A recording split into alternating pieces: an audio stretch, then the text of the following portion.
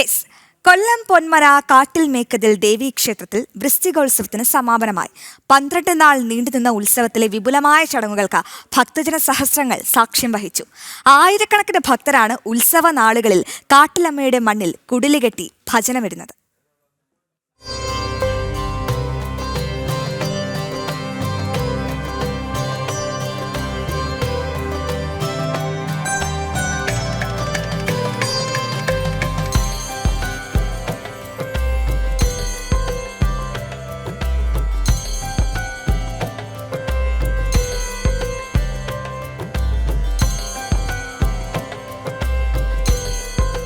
മണികെട്ടമ്പലം എന്നറിയപ്പെടുന്ന കടലോരത്തെ ദിവ്യക്ഷേത്രമായ കാട്ടിൽമേക്കതിൽ ദേവീക്ഷേത്രത്തിലെ വൃശ്ചികോത്സവം ഇത്തവണ വിപുലമായാണ് നടന്നത്.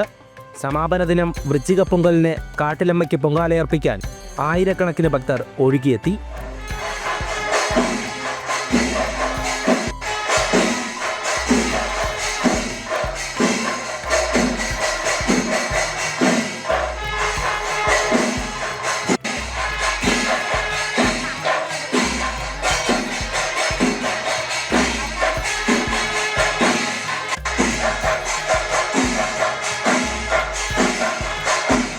വൈകുന്നേരം തോറ്റംപാട്ടിനും തങ്കയങ്കി ചാർത്തിയുള്ള ദീപാരാധനയ്ക്കും ശേഷം സമാപന സമ്മേളനം ആരംഭിച്ചു.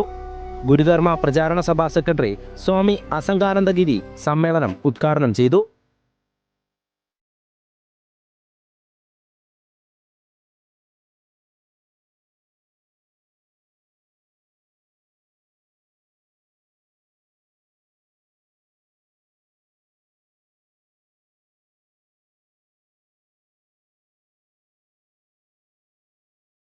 വൃശ്ചിക മാസമാകുമ്പോഴേക്കും ബാക്കി എല്ലാ കാര്യങ്ങളും മാറ്റിവെച്ചുകൊണ്ട് വ്രതശുദ്ധിയിലേക്ക്, ഈശ്വര ഭജനത്തിൻ്റെ വിശുദ്ധിയിലേക്ക് നമ്മുടെ എല്ലാ മനസ്സുകളും അണയുകയും പറ്റാവുന്നത്രയും പുണ്യക്ഷേത്രങ്ങളിൽ പോയി ഭജനം പ്രാർത്ഥിക്കുകയും വ്രതം അനുഷ്ഠിക്കുകയും ഒക്കെ ചെയ്യുക നമ്മുടെ പതിവ് ആചാരമാണ്. മനുഷ്യ മനസ്സുകളെ എല്ലാം തന്നെ പരമമായ ഈശ്വര തത്വത്തിലേക്ക്, ഈശ്വര ചൈതന്യത്തിലേക്ക് പതിയെ പതിയെ ആകർഷിക്കുക എന്നുള്ളതാണ് ക്ഷേത്രങ്ങളുടെയും ഉപാസനയുടെയും ഒക്കെ മുഖ്യമായ ധർമ്മം.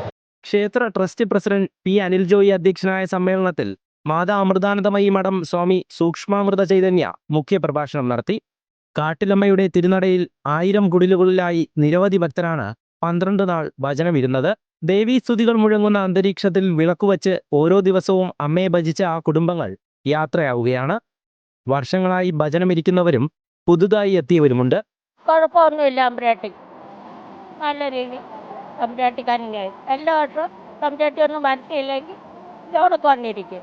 അമ്മയുടെ മണ്ണിലിരിക്കുന്നതുകൊണ്ട് അതിൻ്റെതായ സന്തോഷങ്ങളുണ്ട്. നമുക്ക് ഇപ്പോഴേ ഇവിടെ ബുക്ക് ചെയ്ത് ഇവിടെ ഇനി വരണമെന്നുള്ള ഒരു ഇതാ.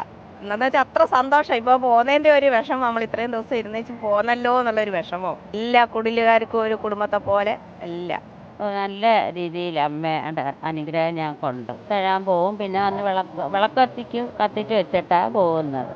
പിന്നെ അന്ന് ആഹാരമായി പുഴുക്കായി എല്ലാ ആളുകൾക്ക് കൊടുക്കുകയും ഇപ്പോഴും വന്ന് എത്ര പേര് ആഹാരം കഴിച്ചിട്ട് പോയി.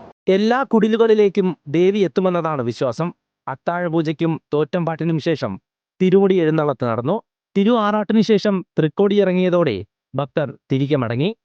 ഇനി ഒരു വർഷത്തെ കാത്തിരിപ്പാണ് കാട്ടിലമ്മയുടെ മണ്ണിൽ ഭജനമിരിക്കാൻ. ജനം, കൊല്ലം.